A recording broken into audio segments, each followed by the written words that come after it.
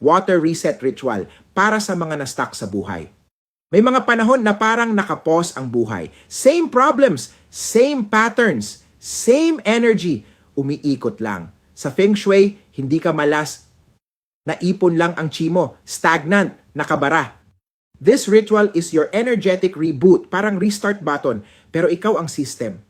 Gawin sa umaga kung gusto mong i-jumpstart ang flow ng araw mo. Gawin sa gabi kung gusto mong mag-release ng bigat bago matulog. Face east for new beginnings. Face north for career, life path, at steady movement. 1. Maghanda ng isang baso ng tubig, huwag mong madaliin. Huminto ka. Let the noise fade out kahit saglit lang. This is you stepping out of autopilot. 2. Hawakan mo ang baso, ilapit sa noo mo. Third eye. Ito ang checkpoint ng energy at awareness. Ngayon, harapin mo ang totoo. Ano ang paulit-ulit sa buhay mo? Fear, self-doubt, pagod na cycle? Mga bagay na alam mong dapat mo nang bitawan, pero kumakapit pa rin.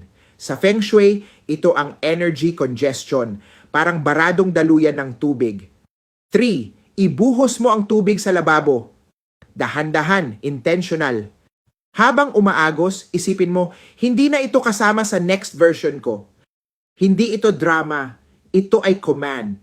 You are telling your mind, your body, your space, tapusin na natin to. 4. Mag-refill ka ng panibagong baso ng tubig. Fresh na tubig. Ibang frequency. This is no longer about release. This is about rebuilding your flow. 5. Pause ulit. I-shift mo ang focus.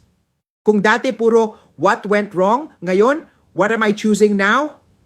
Clarity, peace, momentum, discipline na hindi pilit, opportunities na dumadaloy. Sa Feng Shui, ina-activate mo ang Sheng Qi. Ang energy na gumagalaw, nagbibigay buhay, nagbubukas ng pinto. 6. Inumin mo ang tubig, dahan-dahan. Hindi ito simpleng inom.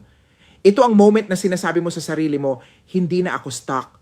Every sip, dala integration. Every swallow equals decision. Hindi mo na lang iniisip ang pagbabago, pinapasok mo na siya sa sistema mo. O susubukan mo ba ang water ritual na ito? For more energy and wealth Feng Shui hacks, abangan, panoorin at i-share ang mga videos ko. This is Master Hans Kua saying, kapag naghang ka, reboot your energy and start again with help from Feng Shui.